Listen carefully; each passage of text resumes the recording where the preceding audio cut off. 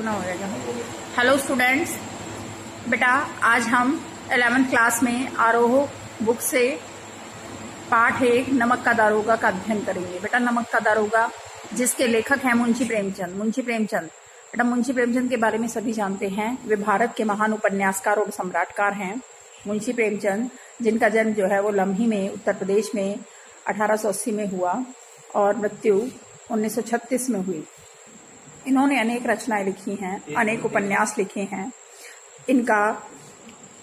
इनका पारिवारिक आर्थिक स्थिति भी ज्यादा अच्छी नहीं रही है। इन्होंने अध्यापन का कार्य भी किया, लेकिन ये ज्यादा समय तक नहीं टिक पाए क्योंकि सरकारी नौकरी को ये गुलामी समझते थे। इसलिए इन्होंने सरकारी नौकरी का त्याग पत्र देकर लगातार ये केवल और केवल लेखन कार्य से जुड़े रहे। स्वतंत्रता आंदोलन के दौरान इन्हें जेल भी जाना पड़ा। साथ ही इनकी महत्वपूर्ण रचना सौजे वतन को अंग्रेजों द्वारा जब्त भी कर लिया गया। उपन्यास के रूप में और कहानीकार के रूप में इन्होंने बहुत अच्छा कार्य किया। ये यथार्थवादी आदर्शवादी लेखक भी माने जाते हैं। इन्होंने अनेक कहानियां लिखी, लगभग 350 से ज्यादा कहानियां हैं जो 8 भागों में, मानसरोवर के 8 भागों में संकलित है। मानसरोवर बेटा एक बुक है, ठीक है बेटा। उस बुक के 8 वॉल्यूम्स हैं। उन 8 वॉल्यूम्स में इनके पूरे के पूरे कहानियां, 350 कहानियां से ज्यादा जो कहानियां हैं वो सारी संकलित हैं। साथ ही इन्होंने अनेक उपन्यास भी लिखे। इनके उपन्यासों में गोदान, गबन, कर्मभूमि, रंगभूमि, निर्मला आदि फेमस उपन्यास हैं। उपन्यासकार कहे जाते हैं। गोदान इनका सबसे प्रसिद्ध उपन्यास है। मंगलसूत्र इनका अधूरा उपन्यास था जो मृत्यु से पूर्व अधूरा रह गया था, जिसको इनके बेटे ने पूरा किया।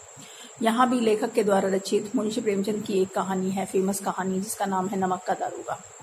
बेटा ये आज़ादी से पूर्व की कहानी है। आज़ादी से पूर्व की कहानी क्यों है? क्योंकि उस समय जब देश में नमक संबंधी कानून था, नमक बनाने पर भारतीयों पर पाबंदी थी, उस समय से संबंधित एक पूरी की पूरी कहानी है। उस समय अंग्रेजों के अधिकारी के रूप में जो नमक का दारोगा होता था, उसका ओहदा सबसे अहम होता था, ठीक है बेटा। और उर्दू फारसी का बोलबाला था उस समय।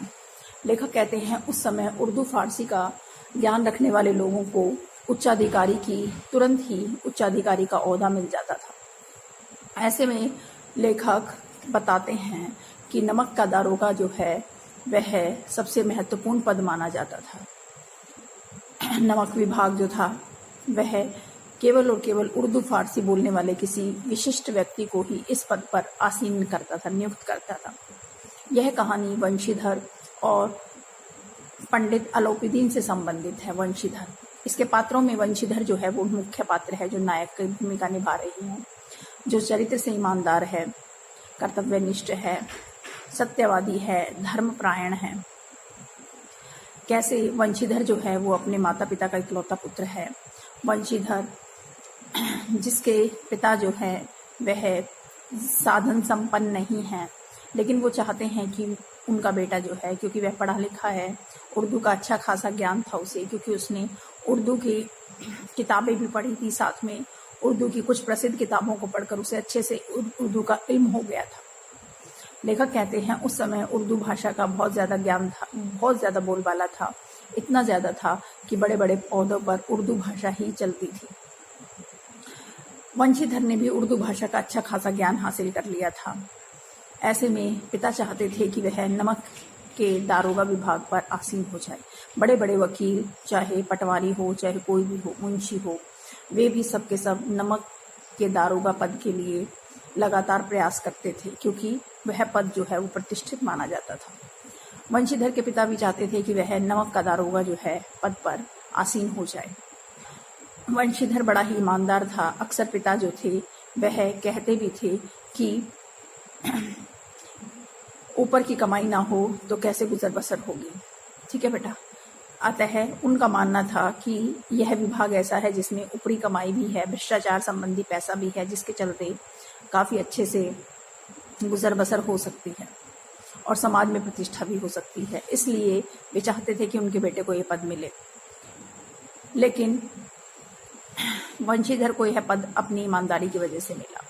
वंशीधर को यह पद मिलते ही समाज में उनकी प्रतिष्ठा बढ़ गई। जो लेनदार थे, जिनसे उन्होंने कर्जा लिया हुआ था, वे भी अब थोड़े से सहम गए पहले तो वे अक्सर दरवाजे पर बैठे रहते थे, लेकिन अब धीरे धीरे उनका समाज में ओहदा बढ़ गया। लोगों को लगने लगा कि अब काफ़ी अच्छी कमाई होगी।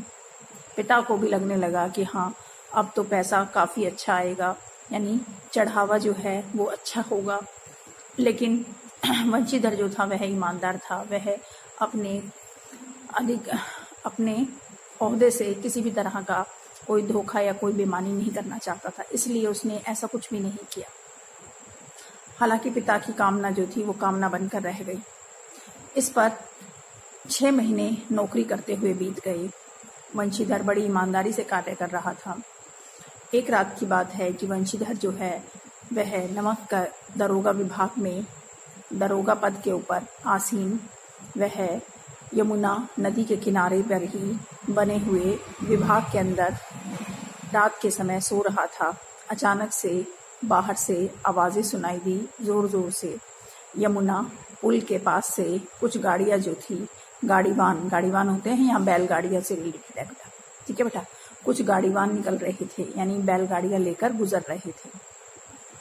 जोर जोर से गाड़ियों की आवाज़ आ रही थी, क्योंकि नदी की कलकल की आवाज़ तो नहीं आ रही थी, लेकिन कलकल की आवाज़ के साथ साथ यह ध्वनि बड़ी तेजी से आ रही थी, जिससे आलोकित पंडित वंशीधर की नींद खुल गई और वह जागकर उसने सोचा कि क्यों न जाकर देख आए कि क्या हो रहा है। वह अपने घोड़े पर बैठा और पुल के पास यमुना नदी के किनारे पहुंच गया।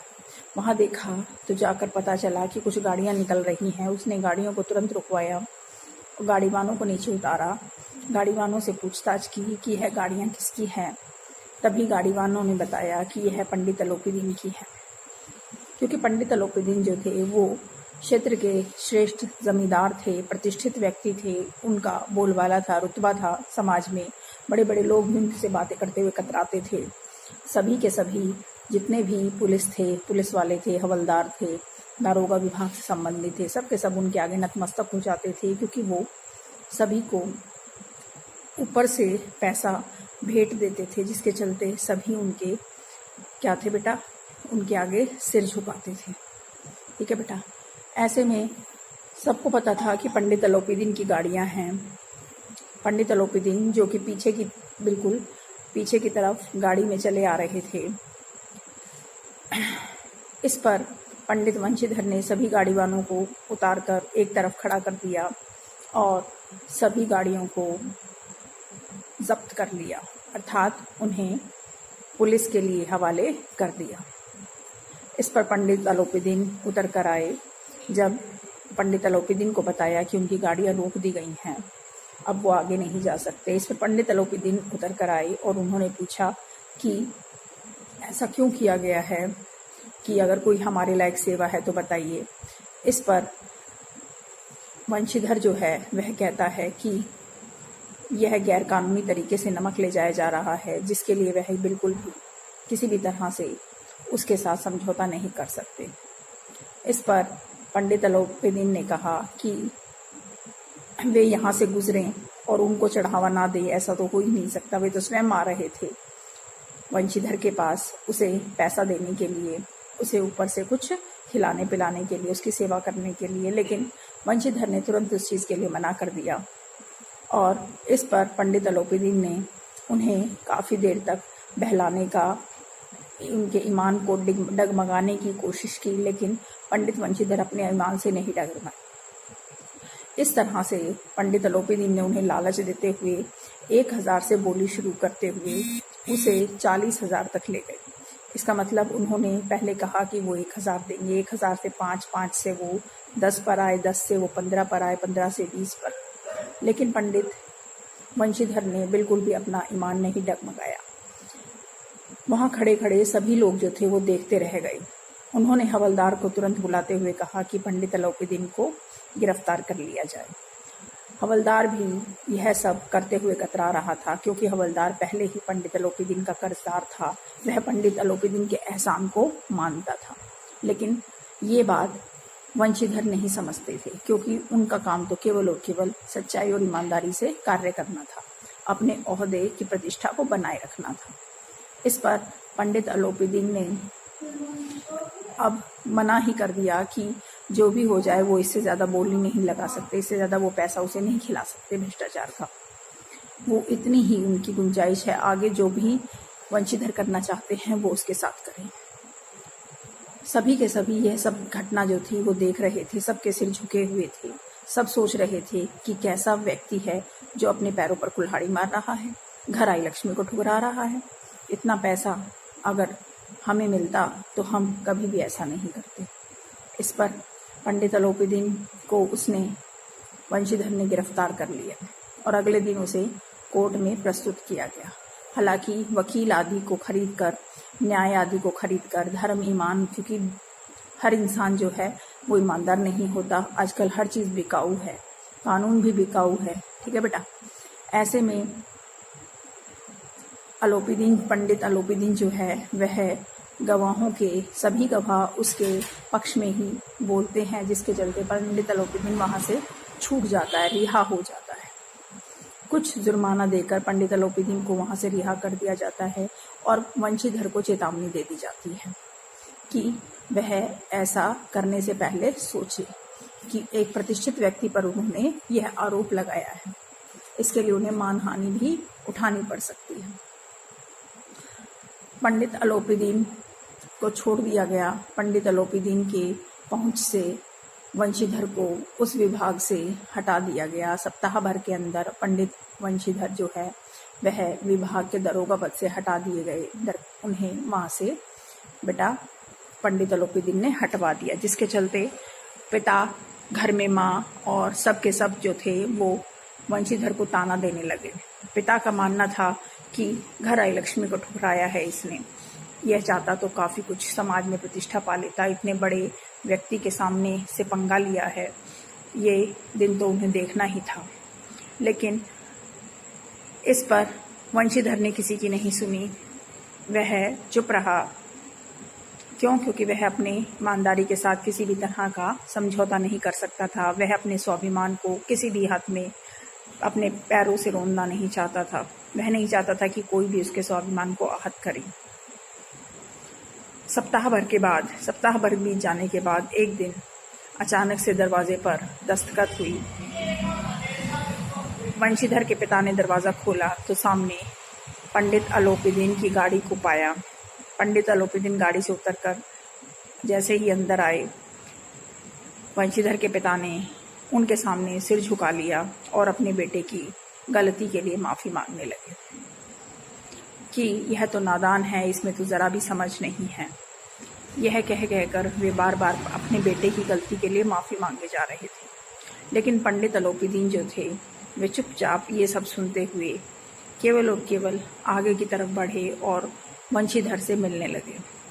उन्होंने वंशीधर के सामने वो एक चिट्ठी दी, एक खत दिया, एक पत्र दिया, जिसमें यह लिखा हुआ था कि वे वंशीधर को अपने यहाँ मुंशी पद के लिए अपनी संपूर्ण जायदाद, अपनी संपूर्ण वसीयत की रखवाली के लिए, अपनी जमींदारी की रखवाली के लिए नियुक्त करना चाहते हैं और साथ में ही उसे काफ़ी अच्छी तनख्वाह, वेतन और उसे रहने के लिए, उसकी सारी सुख सुविधाओं के लिए उसे गाड़ी, हर चीज़ मुहैया कराई जा रही है। क्यों? क्योंकि वे पंडित वंशीधर की ईमानदारी से बड़े ही खुश थे। ठीक है बेटा। और उन्हें ऐसा ही ईमानदार और नेक बंदा चाहिए था जो उनकी पूरी जमींदारी, पूरी रियासत की देखभाल कर सके। इस पर जैसे ही वंशीधर ने पंडित अलोपीदीन की ये सारी बातें सुनी और उनका दिया हुआ पत्र देखा, वे तुरंत ही उनकी आंखें भर आईं और वे क्षमा याचना करने लगे। ऐसा नहीं था कि उन्होंने अपनी ईमानदारी